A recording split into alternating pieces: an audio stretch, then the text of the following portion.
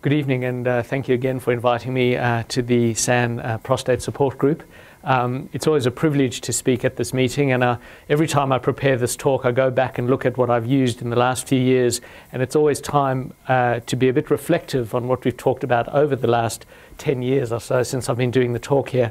And I always go back and look at my slides from 2005 and just see how much I struggled to put together a talk, because we really didn't have much to offer our patients at that time, and it was very hard to pull a talk together that was of some meaning and some interest and some optimism. But really, in the last few years, it's actually become more and more challenging to get a talk covered within a 45-minute period of time, because it's just been overwhelming what's been happening in the management of patients with prostate cancer. And it's been a very exciting time to be involved in some of the research that's really changed the way we manage this disease. And we're certainly now starting to see some of the results of some of the trials that we've been involved in, and really starting to see the impact that this is having on our patients. And hopefully tonight we'll get an opportunity to discuss them. Obviously there's a lot of things that we're not going to be able to discuss, and hopefully if you have burning questions about that, we can deal with it in the question time, which will probably be best to do at the end. So the first thing I had to do was change the name of my talk, because until recently, or until last year, we really would spend, as medical oncologists, would only get involved with patients once they had metastatic castrate-resistant prostate cancer. And we'll talk about what that means along the talk. But really, one of the biggest changes that's happened in the last year or so is some data that was presented in America in June of last year, showing that there may actually even be a role for chemotherapy much earlier in the piece, even in patients with hormone-sensitive disease. So that really, from the first slide, I had to change my talk, which has been challenging. Anyway, hopefully we'll deal with all of that. The other thing I thought we'd do is we'd start off with the conclusions, because at least that way I'll give you an idea about what I need to talk about and what you'll leave hopefully understanding. And probably the first take-home message is that we're all individuals, and the disease that we treat, the patients that we treat, are all completely individual, and so the management and decisions that we make with each patient is quite individual. And that also poses some challenges for me answering questions. If someone puts up their hand and says, I've got prostate cancer, that's got this, it's actually meaningless unless you know everything about the disease, because it's quite a heterogeneous disease, and how we treat people varies depending on all of that. So the first message to take home is that we're all individuals. The next is the marked progress that we've seen over the last few years, and hopefully you'll get a sense for that as we go through the talk. The other thing is that we now really have got many options, and the number of options that we have has now become a challenge for us to select which option we use at which time. It's a great place to be, but it really does pose a number of difficulties now with sequencing and timing some of these agents. Probably the other thing that we've seen as an oncologist involved in prostate cancer over the last few years is there's been a real paradigm shift from a disease that was dealt with the degree of nihilism to disease that we now have an optimistic outlook, and that's been very exciting to be a part of. I hope you'll see a few times tonight that as we get to a certain level of treatment or a certain standard of care, the goalposts keep moving, and it's a good thing when the goalposts keep moving, because they usually move to a better place. And I also just wanted to plug, as you know, I have a strong bias towards clinical trials, because it really is the clinical trials that have happened over the last few years that have changed the way we manage this disease. And obviously, if there's an opportunity for clinical trial involvement, that's always very important, and it's always an option that we consider for our patients. I thought I'd also tell you what we're not discussing. And the reason I'm saying this is because I don't want you to think that I think these things are unimportant. These things are critical in managing holistically our patients with prostate cancer, but clearly we will not have time. We'd be here for 2 days if I was going to talk about all of these options. The first thing I'm not going to talk about is PSA screening, and that's one of the most controversial areas in prostate cancer at the moment, so I'm just going to leave that alone. That's a discussion for another night. I'm also not going to talk about radiotherapy and all the different radiotherapy options, including radiotherapy for oligometastatic disease, as part of my normal talk, but we can talk about that potentially in question time. But again, radiotherapy is an integral part of all levels of prostate cancer management. But I understand you've recently had a talk by another radiation oncologist about that. I'm not going to talk about surgery, androgen deprivation therapy, bone health, imaging, sexual health, metabolic disease, palliation, or individual cases. You're probably all sitting there saying, well, what exactly are you going to talk about? But there are some other things. But these are very important things that I hope you appreciate are very important in managing holistically our patients. And all of these need to be integrated in a patient's care. But obviously, we're not going to talk about them tonight. First thing we're going to talk about is, to quote a great philosopher of our time, Brian, from The Life of Brian, who stands up and says we're all individuals. And really, this is such an important thing in managing our patients with prostate cancer. The first thing to understand is that there's heterogeneity of the disease, which means that within the spectrum of patients that we treat with prostate cancer, there's a wide range of the biology of the tumours that we deal with. So some patients will have biologically very slow-growing, low-grade disease that's never going to cause them a problem, and we don't need to treat them. And other patients are going to have much more biologically active, aggressive disease that need treatment tomorrow. And so prostate cancers are not all the same. And so the first take-home message is that there's heterogeneity of the disease. And that is why some people in your group or at your bowling club or wherever are having this particular treatment and other people are not having treatment. We try and understand more the biology of the disease. What's driving the tumour? What's making a tumour behave badly? And what's making a tumour behave well? And by understanding that, we can sometimes select out which are the best and most appropriate treatment modalities. And the things that we use for that, just some of the things are the Gleason score, some of the things are the PSA doubling time, but there are a number of other factors that your oncologist would use to try and understand the nature and the biology of your disease. We also look at the extent of the disease. So some patients, now I'm really focusing my talk on patients with advanced disease. So obviously we're not talking about patients with prostate-only disease, but in the patients with advanced disease, there's a spectrum as well. Aside from the biology of the disease, there's also a range of extent of disease. So in other words, some people can have metastatic disease that's very low volume disease, or so small that you can't actually see it on the traditional scans that we use. And we've now got even newer scans which will pick up even smaller volume disease, but that's still a very different disease to patients who've got widespread metastatic disease that's easy to see on a bone scan or a CT scan or on clinical examination. So you can see within that range there's a whole spectrum of disease that we need to consider. The other thing that we consider is whether a patient is symptomatic from the disease or not. And that's important because if you've got someone with low-grade disease that's never going to cause a problem, you've got to be very mindful about the treatment that you use. If someone's completely asymptomatic and we give them a treatment that's going to make them symptomatic, we haven't done them a favour. And so you're really trying to weigh up which patient really needs treatment now and which patient can wait for a bit. And even what treatment you use, whether we use a particular modality of treatment, whether we use chemotherapy or whether we use some of the newer hormonal treatments. And hopefully by the end of tonight, you'll see this wide spectrum of treatment options that we have. In general, prostate cancer is a disease of older patients, but that's not always true. And even in older patients, an older patient today is different to our older patients of 20 years ago. So we look at the comorbidities that patients have and the other competing risk factors. So if someone's got a number of other medical problems and are going to run into trouble with their other medical problems before the prostate cancer is going to cause a problem, obviously you don't need to rush in and use treatment there. Whereas someone's got no comorbidities, no other medical problems, no other competing problems, the prostate cancer will become more of a priority. So all of those things get weighed up together when you see a patient who's got advanced prostate cancer. The other thing I just wanted to highlight is that prostate cancer is a big problem. It affected almost 20,000 men in 2011. It accounts for about 30% of all new cancer diagnoses. It's about the same as is diagnosed in breast cancer. And this is the statistic that I think is very important. The 5-year survival from 1982 to 1987 was 58%. From 2006 to 2010 is 92%. Now that's a dramatic increase, and I think that's a remarkable statistic. Now there's a lot of factors that influence that, and some of that is to do with earlier detection and screening, but certainly some of it is to do with the new treatments and the progress that we've made. And I think of all, statistics are helpful for us to make decisions, but this to me is a very important statistic, and it's remarkable to be a part of that, and that's only to 2010. And since 2010, a number of other agents have come into treatment options now, and so those results you'd expect to be even better. I just want to put this out there just so you know, and we'll talk about these in more details. This is what we could do in 2004. in patients with advanced disease really had a few options. When you look at what we can do in 2014, the treatment options are much more filled, and there's many more options. And hopefully by the end of tonight, you'll get a sense for some of these options. And these slides come up a bit later. Really what I want to do there is just highlight 2004, we couldn't do much. Now we've got a lot of options.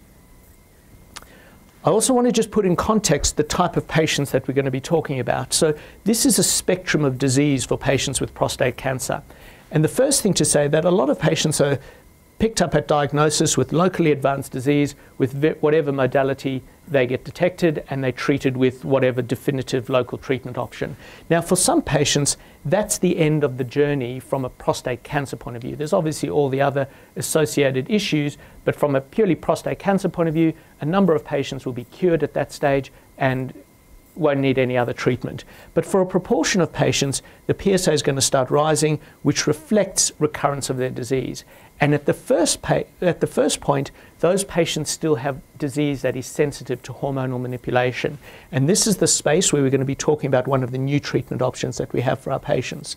The bulk of my talk, and until last year, the only part of my talk was from here onwards, when patients became resistant to having castrate levels of testosterone. In other words, the testosterone levels were abated by whatever means, either orchidectomy or the various injection options that are available. But despite not having any testosterone, the prostate cancer still got worse. And that's where we're going to be focusing the bulk of the treatment options. And that's where the bulk of the research has occurred in the last few years. So some of the key questions are, so the first group of patients we talked about were those patients with hormone-sensitive disease. And the main question that's being asked at the moment since this research of last year is, should we be adding chemotherapy very early in the androgen deprivation therapy treatment?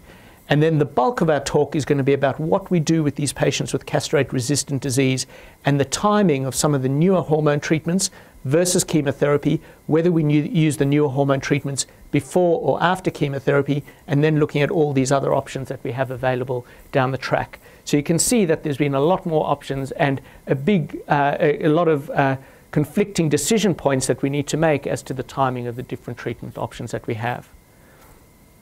These are just a highlight of some of the emerging therapies that have been available in the last few years. The first is a new drug called cabazitaxel, or Jevtana, which is another chemotherapy agent that's recently been approved. We'll talk about abiraterone and enzalutamide, which are two hormone-based treatments. There's a new bone hardening agent and also some bone targeting agents which emit small doses of radiotherapy directly to the bone. I'm not going to focus on these two, but those are the agents that we're going to talk about. I'm also just going to touch on some information about immune therapy, which has also become an exciting treatment modality that's being considered in various research protocols. And there's been a bit of press about that of late as well. So really everything changed in prostate cancer with the TAX327 study.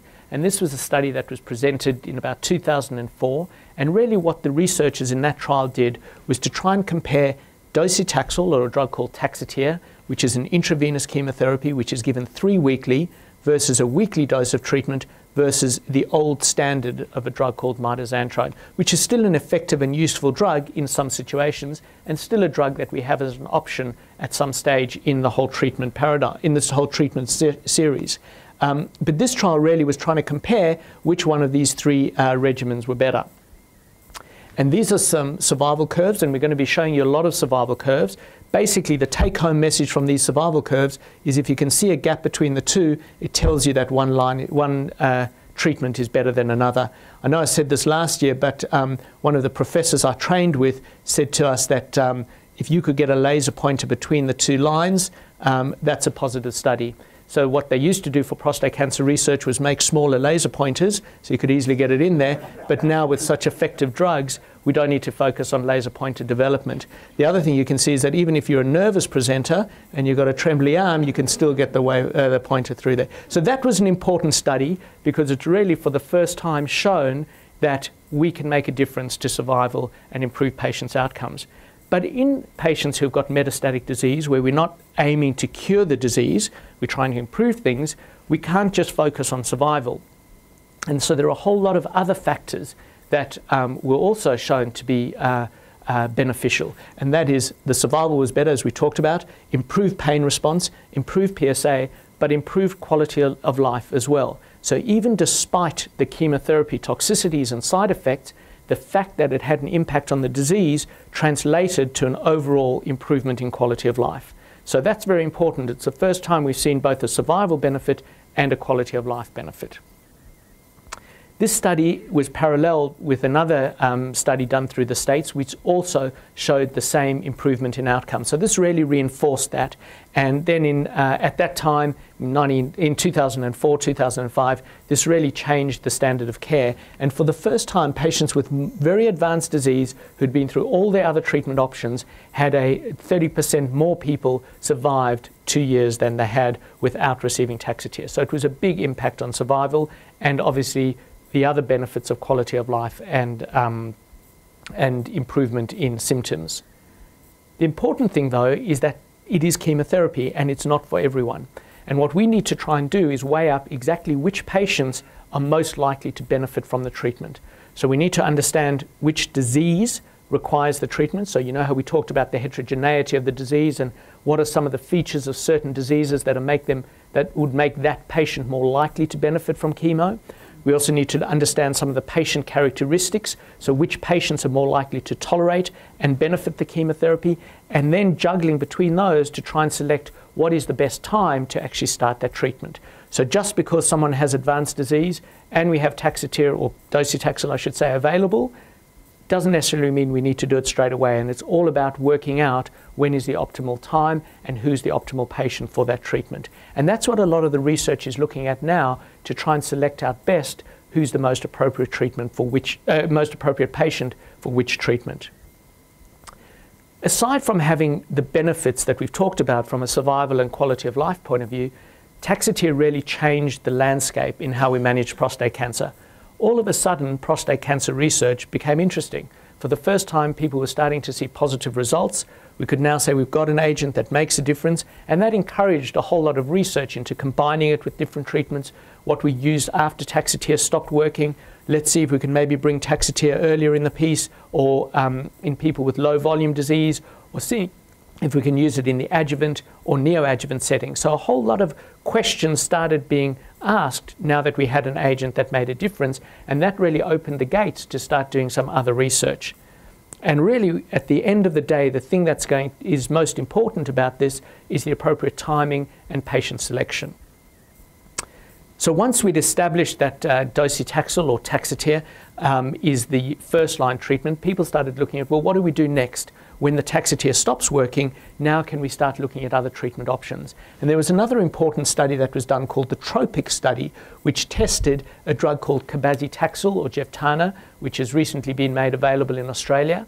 And this is a useful drug in patients after prior treatment with docetaxel. And this is a study that confirmed this by showing patients who'd previously been treated with Taxotere were randomized to either receive cabazitaxel or mitoxantrone, which would be considered the old standard at that time. And again, another survival curve, easily get your pointer through there, showing a survival benefit. So we've seen that by adding this drug, even once patients have had Taxotere, there's an option of getting a benefit with using another chemotherapy agent. And the other thing that was important, that what we've done is added a chemotherapy to another chemotherapy, and they're actually from a similar class of drugs. So some people were concerned, what happened to those people who did badly with Taxotere, or where the Taxotere didn't work? Does it make sense to use another drug roughly in the same family with a similar mechanism of action? And this graph shows that even in those patients where Taxotere didn't have a major effect, or they relapsed very soon after stopping Taxotere, there is still a survival benefit. So it shows that this drug works if you've had a good response to Taxotere, and it also works if you haven't. There's a potential for benefit as well. So really what we've established is that there are now two different lines of chemotherapy that we can use. And I hope what you start seeing is that in managing this disease, what we're hoping to do is just add many more lines to keep that whole program and that whole process of keeping the disease under control for as long as possible. So now what we've done is just slotted in 2 lines of treatment before our old standard of mitoxantrone. The real excitement started happening when people started understanding the biology of the disease prior to this. Now, one of the things that I alluded to before is that after a period of time, patients become resistant to hormones. And we used to call the disease hormone refractory disease, which implies that the disease is resistant to hormonal therapy. But what was actually happening is that as we start understanding the androgen receptor, which is basically the receptor that receives testosterone on the outside of prostate cancer cells, it's a much more complicated and difficult receptor that keeps changing and keeps moving its goalposts. And what we found was that if you took away all the testosterone and patients deteriorated, there were still some things that you could do with other hormones. So in other words, they were not completely resistant to hormones, so they're not really hormone refractory. They were just resistant to castrate levels of testosterone. In other words, no testosterone, but you could still use other hormonal manipulations to achieve a benefit. And this is because it seems that the androgen receptor changes and is not completely dependent on testosterone. So it uses other pathways. So that gives an opportunity to start targeting some of the other pathways that we can now block and affect prostate cancer. And one of the things that was found was that the androgen receptor sits on the outside of prostate cancer cells, and we were blocking that by using the tablets and the injection, with stopping the testosterone from getting into that receptor. But the prostate cancer was saying, well, okay, doesn't matter what you're doing on the outside, we'll make testosterone ourselves on the inside. So you could block as much as you like on the outside. Eventually that will not continue to achieve a response. It'll work for a period of time, but when that stops working, we've got to say, well, what are the alternatives? And one of the alternatives is to target that pathway on the inside of prostate cancer cells. And that's exactly what this drug, abiraterone or Zytiga, does. And this is a drug that's recently been approved in Australia, but it basically blocks testosterone at the adrenal gland level, at the testes level, but importantly on the inside of the cancer cell level, where it blocks the formation of testosterone. And so a study was done internationally, and we were fortunate enough to be involved in the study, and a number of our patients participated, and as a result of that were able to access this drug very early in the piece. And this study was presented in 2010. The study started a couple of years prior, and this was really for people who'd previously been treated with chemotherapy. When the disease relapsed, they were offered participation in this trial, where they received either the abiraterone or placebo. And the reason we could do a placebo study in this space was because the standard of care, or what we would normally use if patients were not going on this trial, would be placebo, because we would have exhausted all the other treatment options. And so that's why this was a reasonable study. It was very importantly showed a marked improvement in survival. And as a result of that, patients enrolled on the study who were in the placebo arm were able to access this drug as well. But very importantly, this was a study now where we'd shown that even though patients had exhausted the hormonal options, by doing something else with the hormone therapy, we could then achieve a benefit as well after prior chemotherapy. And this drug is a tablet. It's generally well tolerated. It doesn't have much in the way of side effects, but like everything, there are some side effects, and the main ones are listed here, being the retention of fluid, some changes to the electrolytes in the bloodstream, some liver function abnormalities, and sometimes some blood pressure problems, but generally very well tolerated. As a result of this, the investigators said, well, this drug looks like it works very well after chemotherapy. Let's see what happens if we bring it in before chemotherapy. And this was the Cougar 302 trial. Again, we were privileged enough to be involved in this study, and this study looked at giving this drug before patients had Taxotere. And what you can see from this is, again, a marked improvement in outcomes in those patients on this trial. And again, this study allowed patients who were on the placebo arm to access this drug down the track. And that's one of the reasons why there's why the curves cross, because the patients, even on the placebo arm, were able to access the drug.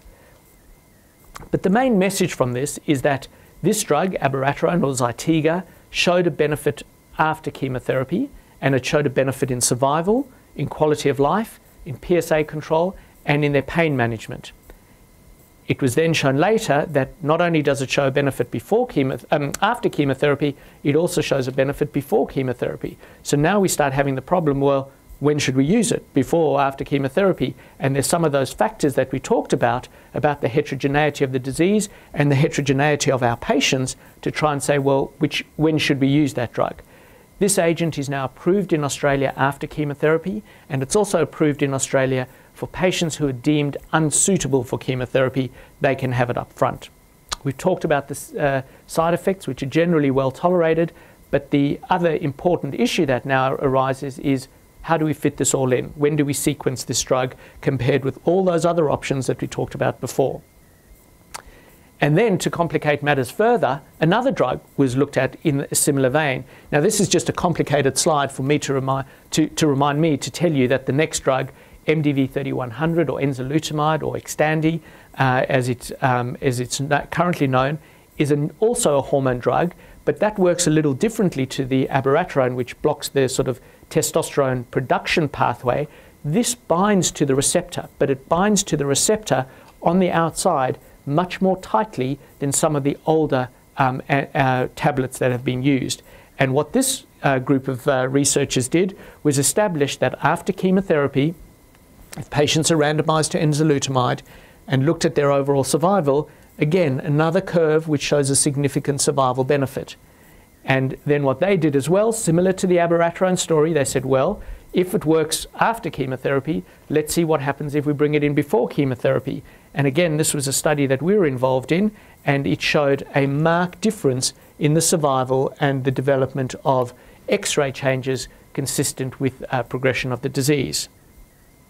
It also showed that you could significantly delay the time that people delay the time of commencing chemotherapy.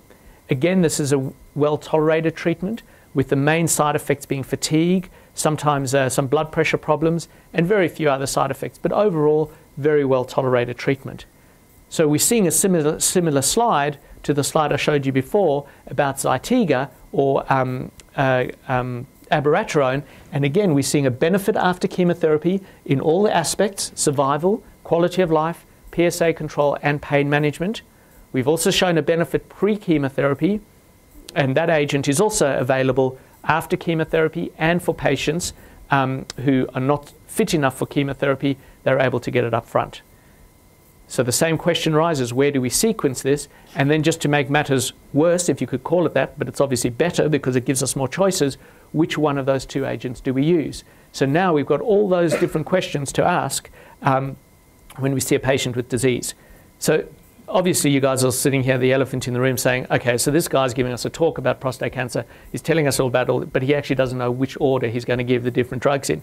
And that is true if you're sitting for a general audience, because as I'm trying to really drive the point home, the treatment is all completely individualized based on the disease and based on the patient and based on how many treatments and what treatments patients have had before as to how we select them. So it's not quite as confusing as this outlines. This is just a way that we can put the general issues in perspective. But those are the things that would be taken into account while your oncologist is discussing these options.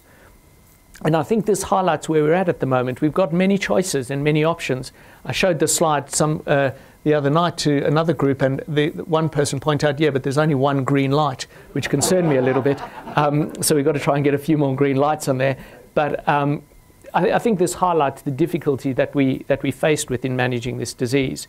But some of the questions that come in when we're trying to decide how to choose which treatment we should use for which patient, the first thing is the timing. When do we use it? Can we afford to sit and wait, or do we need to start treatment tomorrow? The biology of the disease and the biology of the patient. We need to weigh up toxicity. So some people say, look, I don't want to experience the chemotherapy side effects now.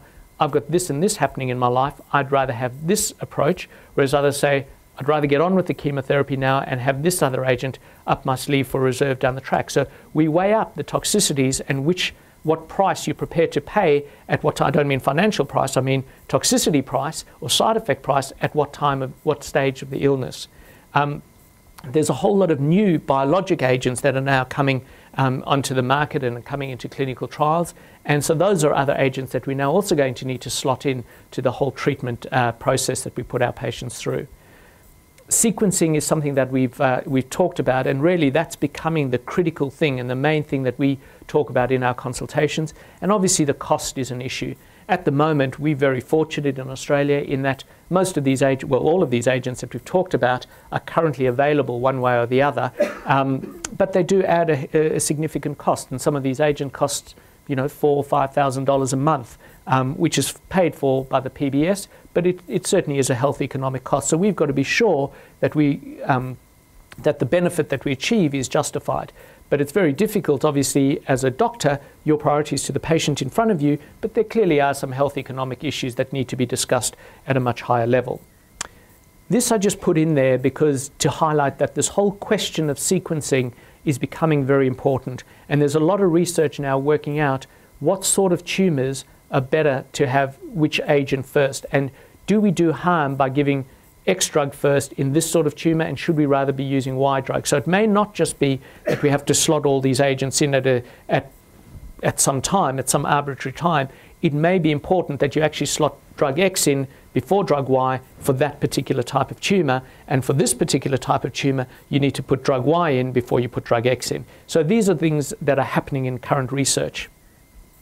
This just highlights some of the drugs that have been approved in the last 4 years in Australia, and really being involved in prostate cancer in the last few years is remarkable. There's very few other diseases where we've seen such a large number of drugs which have all had survival benefits all being added at the same time.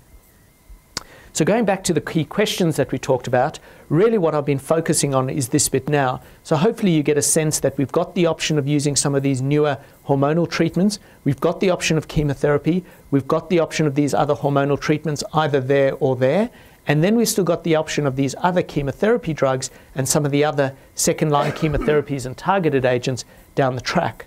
One of the questions that are now being addressed, and this has really come about from research presented at the American Society meeting in the plenary session last year, looked at the issue of giving chemotherapy up front in people with hormone-sensitive disease.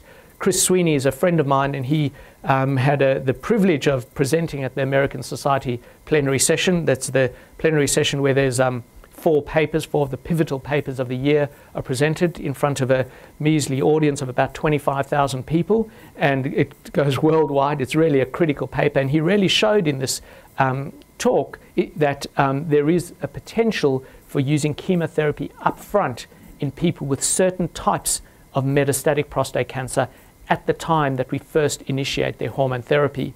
And so he performed the CHARTED trial, which looked at giving chemotherapy up front with standard hormone therapy versus standard hormone therapy. Now this is a highly select group of patients, and it's patients with significant metastatic disease, but again you guys are getting familiar with these survival curves, but a clear survival advantage, and particularly in people with very high volume disease or very bad news disease, there was a major benefit.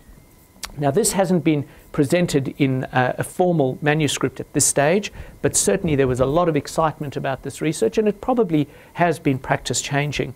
A similar study has just in the last week or so been presented at the American urology meeting, a UK study called the Stampede study, which has shown similar results. So we've got 2 studies which look like there is a benefit in giving chemotherapy early in the piece in people with hormone-sensitive disease.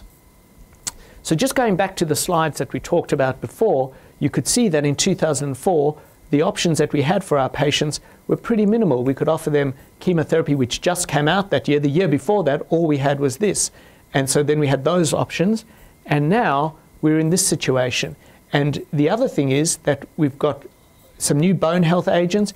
And also the thing to highlight is that all along this way, there's a number of clinical trials that we continue to try and get our patients to become involved in, because it does offer patients access to some of the newer agents. But importantly, it's through those clinical trials that we've seen the advances that we've seen in the last few years to try and further push the boundaries and do better for our future patients. So I think in summary, hopefully you've seen that this is a rapidly evolving space. The goalposts keep changing, and though it's hard to keep up with them, it's a very important thing and a very positive thing that we keep moving the goalposts. I think the established first-line treatment for people with advanced symptomatic and significant metastatic prostate cancer is still chemotherapy. There's much debate about the timing of whether we use some of these hormonal treatments before or after. Sequencing is a theme that I keep bringing up because that really is the challenge that us as oncologists are faced with at the moment. And then just to highlight the importance of supportive care. As you can imagine, the consultation is very complex, dealing with all these issues with choosing treatment. But at the end of the day, we're not just treating a prostate cancer, you're treating the whole package, and there's a patient that comes and a family that comes at the end of that. And it's very important that some of the stuff that I talked about are the things that we're not talking about don't get forgotten along the way, because the supportive treatment, both from psychological support to general health support to the other medical issues to the complications of treatment, etc., the whole supportive care treatment is very important. So going back to our conclusions, I think we'd agree that, I hope you agree that we are all individuals and the treatment is targeted specifically to a particular case. I think you'd agree that there is marked progress. We do have lots of options. The sequencing and timing is what's the critical issue for your treating oncologists at the moment. And I think there's a lot of excitement and enthusiasm in how we treat prostate cancer. And I think we have changed from treating this with a fairly nihilistic approach to one of more optimism. And the goalposts keep shifting, which is fantastic. And again, just to give clinical trials a plug yet again. So we've taken a few leaps of faith along the way. But I think through those leaps of faith, there has definitely been some progress. And I hope that we continue to be able to offer these to our patients now, but certainly with more ongoing research, hopefully we'll be able to offer even better outcomes and better selection of treatments for our patients. So I may stop there, and that gives us a few minutes for some questions. Gavin, I just have a question about some of the processes that might be involved. When you have a radical prostatectomy, the gland is taken out and presumably goes to pathology somewhere. To what extent can some of these drugs be applied in a test tube sort of way to test for that specific cancer that's offered there? I think that's an excellent question. That really is the research. That's where we are at the moment with clinical research. So I'd have to say that at the moment, today, using that as a discriminator of what treatment we use, we're probably not quite there yet. But what happens is that nowadays what we do is look at some of the basic features of the tumour, so the Gleason score, whether there's, there's a whole lot of pathologic features such as the margins, seminal vesicles, perineural invasion, vascular invasion, all of those factors which help give us a sense for whether this is more likely to behave in a locally advanced way, so in other words, more likely to cause problems just locally in the pelvic bed, or whether it's more likely to cause problems in a more disseminated or systemic approach. So that's the sort of crude, that's what we could do today, and that would help decipher some of the treatment options or modalities that we use. We also tend to use some of the more aggressive treatments or cytotoxic chemotherapies for disease which looks biologically more active, although that is a controversial issue. What's starting to happen now is that, and the other thing that we need to point out is we've talked a lot about heterogeneity of the disease, but even within a patient, there is heterogeneity of disease. So in patients with metastases, we see some metastases respond better than others to a particular treatment, and there may be a discrepancy between the genetic makeup of the MET here and the MET there, and that obviously could have some implications on the treatment choices that we make, and we're starting to understand that now a bit better. But I think the key for the future, and this is really what's starting to happen now, and there's been a bit of press in the media about this as well, just recently, where there are some research options to look at a particular tumour and see what gene is driving that particular tumour, to hopefully guide you to say, well, it's more appropriate to use drug X than drug Y for this patient. We're not at the stage yet where that's been formally tested and shown, yes, well, actually, if you do use drug X in this situation, that patient does better. So it's a bit academic at the moment, but it's the obvious way of the future. Some other diseases, so in breast cancer and in bowel cancer, the research is a bit more advanced there, and we are using specifically targeted treatments to a specific mutation. Probably not quite there yet with prostate cancer, but I think prostate cancer research overall is a few years behind some of those other diseases which had much more research funding, much more enthusiasm and much more interest in the 90s than we had in prostate cancer. So I think, in summary, it's the way of the future. It's what's happening now as far as research. Is it ready for prime time today? Probably not to help us guide decisions, but in the next, probably not by my next year's talk, but if I get invited back by these guys, but in my 2 or 3 years talk, I think that would be an option. With hormone therapy, there's always been a little bit of discussion about intermittent strategies and so forth. Intermittent? Yeah. And I guess having taken in some of your talk here, it seems that one of the downsides of intermittent strategy before was that you leave for a period of time in which the either volume of cancer increases and so forth, and you get a recurrence. But it seems like a possibility of intermittent strategy and then coming onto one of these strategies.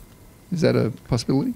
Now that you've just asked this question, what I'm going to do is I'm going to change my first slide about what we're not talking about and put in there intermittent hormone therapy, because that's another whole talk in itself, and it is a complex area. But I think it's a very important question, and I think the correct answer to that would be we're not sure exactly how that all fits in, and I'll tell you what the issues are. So just to recap for the group exactly what intermittent therapy is. So one of the strategies that has been considered is to, we can give the LHRH agonists, which are basically the drugs which block the pituitary, the brain production of the hormone that stimulates the testes, and those are really achieved by the different branded injections that are used. So you can continue that, you can use that continuously, where every 1, 3, 4 or 6 months, depending on the half-life of the drug you're using, you effectively block testosterone continuously. So whenever it's due, you hit the patient again and you eliminate the testosterone.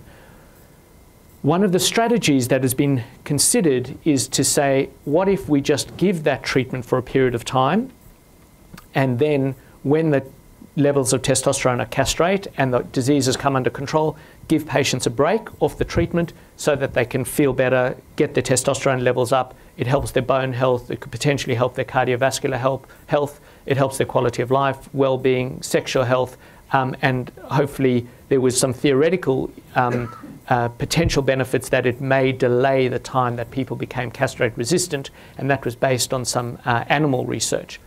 So there was a big trial that was done to evaluate whether intermittent treatment is safe. Now, before I talk about that trial, I just want to say that this discussion is really for people with hormone-sensitive disease. It's not really been useful for people with castrate-resistant disease. But there's another whole question in patients with castrate-resistant disease saying, well, if they're castrate-resistant, how important is the hormone treatment in that? At this stage, that research is still ongoing, and we really don't know the answer to that. But at this stage, in those patients, we should effectively continue the hormone treatment. The controversy is in the patients with hormone-sensitive disease, should we be using intermittent treatment? Now, there was a study presented at the plenary session at the American Society meeting the year before. So that's 2 years in a row that we've had a plenary session about prostate cancer. But the year before, a plenary session was done looking at that question about intermittent versus continuous. Now, it is probably one of the most controversial studies that we've had in prostate cancer, and it's raised a lot more questions than answers. Now, there were some difficulties in interpreting the statistics of how that study was designed, and there were some controversies about the timing. So what they did in the intermittent treatment is you take patients off therapy, and then when their PSA goes up to a certain level, you start the hormone treatment again. So they could have anywhere between 3, 6, 9, 12, 24 months off treatment before you use the treatment again.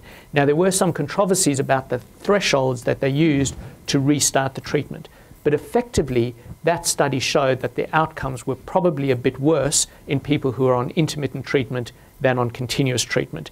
But it was more of a statistical issue, and there were a few controversies and questions about the study, and so it's become difficult to interpret. The bottom line is that study is never going to be done again. It is a huge study, and there's so many other questions that are going to be asked. So we kind of left in a situation now where we've got a study that shows, if you read the bottom line of the study, it's better to be on continuous treatment, but there are a few problems with that. So I think the answer to that is that you need to sit down with the doctor and have a discussion about the pros and cons.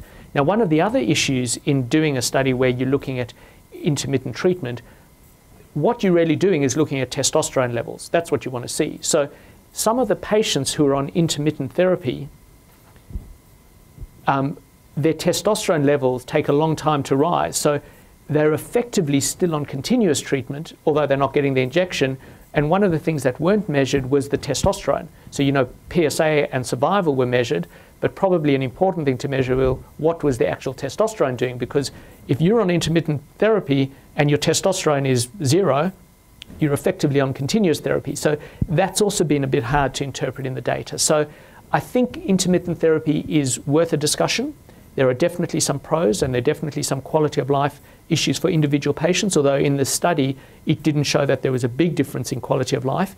But you could argue that, well, some of it could be because the people on intermittent treatment were still effectively castrate, so they were effectively on continuous. So it's a complex issue, and next year I'll put that on my do not discuss slide, but I hope that gives you an overview of what the dilemma is with that. As a discussion, it's probably only relevant now for hormone-sensitive disease. In the castrate-resistant disease, people are starting to ask the question about where those agents play a role. But at the end of the day, as long as your patients are aware of the pros and cons, and some people make a choice from a quality of life point of view not to do it, and they, so it comes back to case-by-case basis. Thank you. Might be a silly question, but what does castrate-resistant mean? Sorry, I should have clarified that. So basically, what I was trying to say earlier, castrate-resistant means that your disease is resistant, in other words, it's growing, despite having castrate levels of testosterone. In other words, no or completely suppressed testosterone, which can be achieved by those injections that we talked about, or by having an orchidectomy, so surgical removal of the testes, which eliminates the testosterone, which we think is the main driver of prostate cancer. But as I was saying, after a period of time, the prostate cancer starts finding other ways to grow despite that androgen receptor, despite the testosterone receptor. So castrate-resistant is the new term that we use for people where their disease continues to grow despite the fact that they don't have testosterone, which is what we understood was the main driver of prostate cancers. And it is the main driver in the early part, but as the disease becomes more advanced and changes and modifies, it becomes castrate resistant. The androgen receptor there's a lot of research now about the androgen receptor, which is much more complicated than we originally thought. So one of the strategies that is used along the way of treating patients who have got hormone-sensitive disease, which is still sensitive to the impact on blocking testosterone, is after a period of time. So the first thing we do is we block the testosterone by those injections, so you reduce the testosterone that's being produced. After a while, the cells will become resistant to that. And so one of the strategies you can use is to block the receptor by using one of the anti-androgen tablets, and there's a bunch of anti-androgen tablets, and that sits in the receptor. So that blocks the receptor. So you've reduced the testosterone by the injection, and you've got another mechanism by blocking the receptor. And the prostate cancer cell then says, okay, thanks very much, I'm not getting my testosterone this way. It mutates or changes and uses that anti-androgen drug that we're using to block the receptor as if it's testosterone. And in about 20% of cases, if you say, okay, well, thanks very much, we'll take that drug away, so it's called an anti-androgen withdrawal, so you take away the drug that we were using to prevent it, you actually get a response. And that's what's happening, is that this receptor is a dynamic receptor, and it's changing as it needs, and that's what we've got to be doing, is changing around how that receptor is behaving. So the receptor that you're dealing with now is different to the receptor that you were dealing with at the start of the treatment. Yeah, I have a question. It's in relation, say you're trying to assess a patient for the most appropriate treatment. Now you've got all these various options. Is that something that you have to do, or do you sit around a table like remove the elephant out of the room there, Right. and discuss it with other colleagues, because it's a terribly difficult thing to try and come up with that best solution. So yes, it is, and we have a multidisciplinary meeting here. So there's a bunch of people in that meeting, and we would present all of our new diagnoses and a lot of other cases at that meeting. But I suppose some of these questions are not always relevant from a radiation oncology point of view or a urology point of view, although that part of the team are integral in the holistic care of patients. For the decision about sequencing and timing, it's probably more the domain of the medical oncologist. And as medical oncologists, we've got a bunch of doctors who have got a particular interest in prostate cancer. We would meet regularly, and the complex cases we talk about, we've got a little chat between a few of us, and we can just say, by email, I've got a guy with da-da-da-da-da, what do the group think? But a lot of these things are stuff that we would do on a day-to-day basis that probably wouldn't warrant that sort of discussion, but a lot of our cases would be presented for that discussion. My question's to do with several friends that I've lost recently due to pneumonia. But they've all had cancer, some prostate cancer, and then other cancers developed. This is fantastic news, for a lot of people. But sometimes, just when you think things are going along swimmingly, the pneumonia seems to get you. Do all these, particularly chemotherapy treatments, do they predispose you to dying of pneumonia rather than the very thing that was you were having all this complicated treatment for in the first place? Yeah, look, that would be an exceptionally unusual complication of chemotherapy. But one of the problems with chemotherapy is that it does drop the immune system, and depending on the drugs that we use, we can kind of predict what day after the chemo your counts will be at the lowest level. And obviously when your blood counts, particularly the white cells, which are the cells that help fight off infection, if they're at a low level, then you'll be more prone to developing an infection. And if you are more prone to developing an infection, you also you have less of an ability to overcome that infection. And so people can get very sick, and people can even die from the complications of that. That's exceptionally uncommon.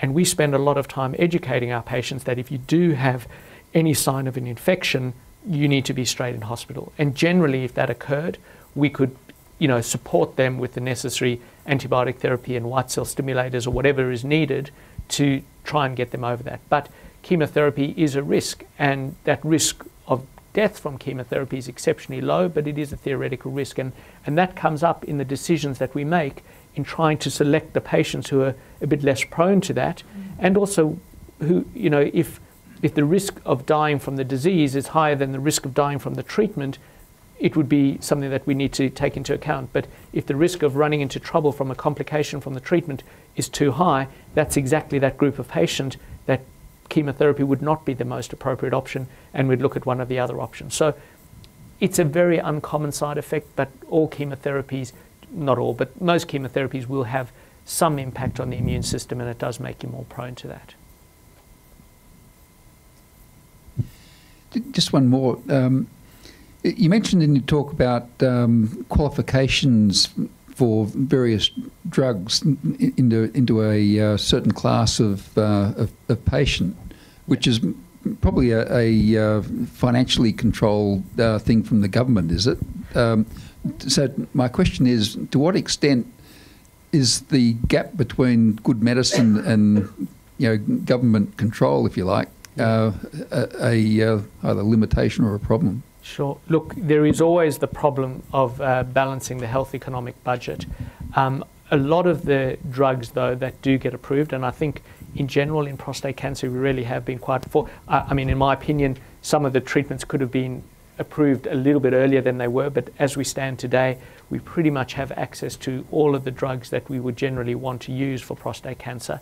And that's based on the fact that whenever there's a study that shows a benefit that's presented to the relevant health authorities, that gets approved based on the survival benefit, the quality of life benefit, and the cost comes into that as well.